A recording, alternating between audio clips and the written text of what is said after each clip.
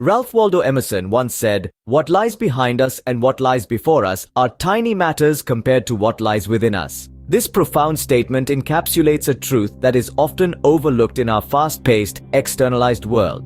This truth is the concept of the divinity within man. In each and every one of us, regardless of our backgrounds, beliefs, or life experiences, there exists an inner divine spark. This isn't a new or radical concept, but rather an age-old wisdom that has been recognized and revered by countless cultures, religions, and philosophies throughout history.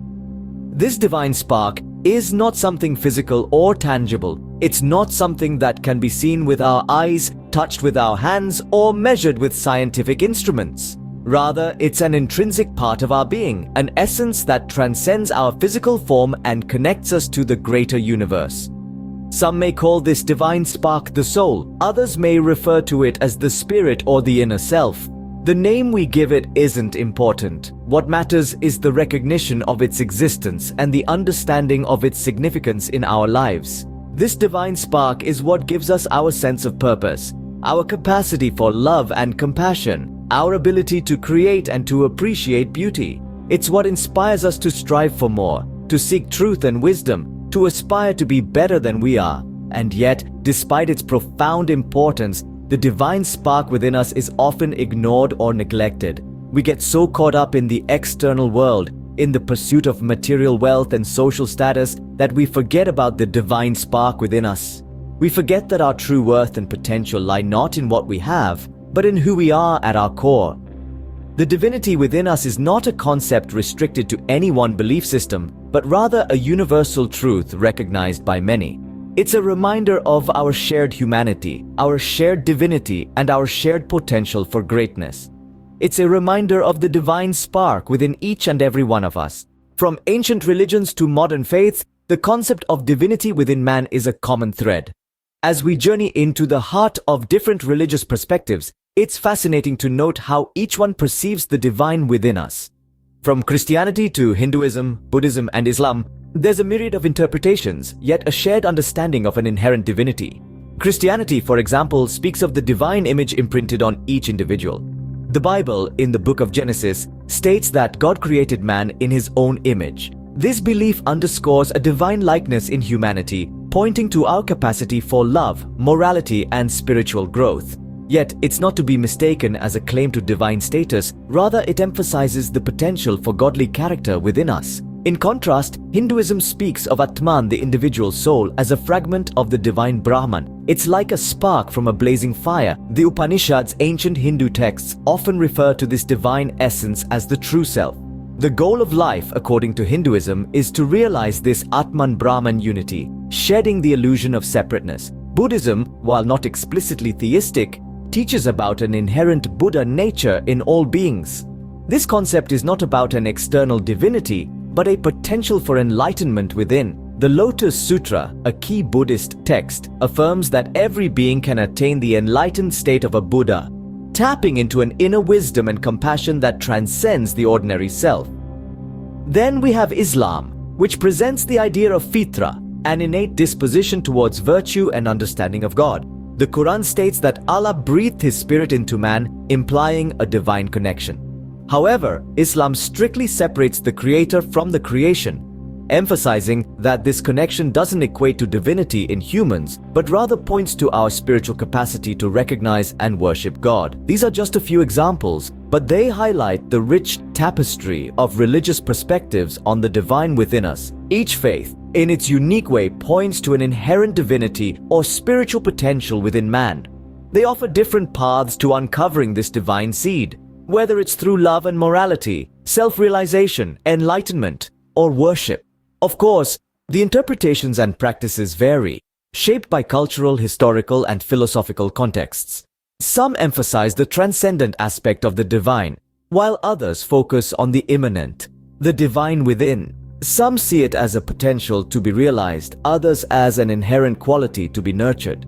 Despite these differences, there's a shared understanding across these religions. A belief in a divine spark, a potential for spiritual growth, a capacity for goodness and wisdom that is inherently within us.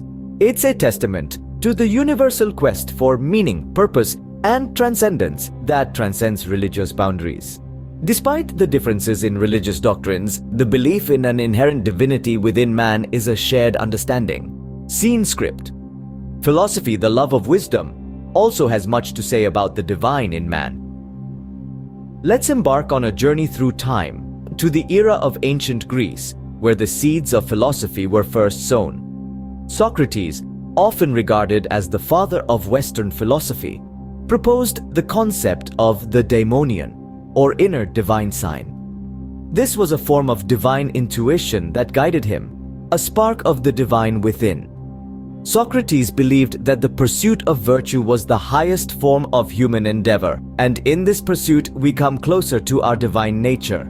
Then we come to Plato, a student of Socrates who introduced the theory of forms. This theory posits that the material world we perceive is merely a shadow of a higher, divine reality. For Plato, the divine in man was the soul, an immortal entity capable of accessing this higher reality. By cultivating wisdom and virtue, we can align ourselves with our soul's divine nature. Fast forward to the modern age, we find existentialist philosophers like Sartre and Camus wrestling with the concept of divinity. They proposed that there is no inherent meaning or divine essence in man. Instead, we are free to create our own purpose. You might ask, where is the divine in this? Well, the divine lies in our freedom, in our ability to create and give meaning to our existence. It's in our consciousness, our self-awareness, that we find a reflection of the divine. Then there's Carl Jung, a psychoanalyst who explored the depths of the human psyche. He proposed the concept of the self, a unifying principle in our psyche that strives towards wholeness. Jung suggested that by integrating all aspects of our personality, including our shadow, we can achieve individuation, a process akin to self-realization. This, he believed, was an expression of the divine in man. Across these philosophical perspectives, we see a common thread. The divine is not something external, but rather, it resides within us. It's in our capacity to reason, to question, to seek wisdom. It's in our ability to be self-aware, to reflect on our existence, to strive for virtue and wisdom, and it's in our freedom to create our own meaning and purpose. So, how do these perspectives relate to the concept of self-awareness and consciousness? Well, self-awareness is an expression of our divine nature. It's our ability to look inward, to question and understand our thoughts, emotions, and actions. It's our capacity to reflect on our existence, to seek wisdom and truth. Consciousness, on the other hand, is our ability to perceive and experience the world. It's our ability to create meaning, to give purpose to our existence. And in these abilities, we see a reflection of the divine. Philosophy, like religion, encourages us to look inward and recognize our own divine potential. Cultures around the globe have also recognized the divinity in man, each in their unique ways. One such culture is the Native American culture. Native American tribes, with their deep spiritual connection to the earth and nature, have long recognized the divine spark within man. Their belief systems often revolve around the concept of a great spirit or a divine power that exists within all things, including humans. Rituals such as the sweat lodge ceremony or the sun dance are not just physical practices, but spiritual journeys meant to cleanse the spirit and bring the individual closer to their inner divinity. Moving across the Atlantic, we find the diverse cultures of Africa, each with its own unique perception of man's inner divinity. For instance, in many West African traditions, it is believed that each person carries a divine essence known as the Kra or Chi. This essence is the breath of life, the divine spark given to each individual by the Supreme Being. To honor and awaken this inner divinity, rituals and ceremonies are often performed. These can include rites of passage, ancestral worship, and divination practices. It's a constant reminder of the divine connection between humans and the cosmos. Let's now journey to the East, where cultures have a rich tapestry of beliefs and practices acknowledging the divinity within man. In Hinduism, for example, the Atman, or the inner self, is considered divine and eternal. It's a spark of the universal soul Brahman within each individual. Yoga and meditation, integral parts of Hindu culture, are practices designed to help individuals realize and connect with this inner divinity. Similarly, in Buddhism, the concept of Buddha nature speaks of a potential for enlightenment inherent in all beings, a divine quality that can be nurtured through mindfulness and compassionate living. And let's not forget about the indigenous cultures of Australia. where the Dreamtime stories speak of ancestral beings who created the world and then transformed into humans, animals, and landscapes. These stories remind us that we are all part of the divine creation, interconnected and sacred.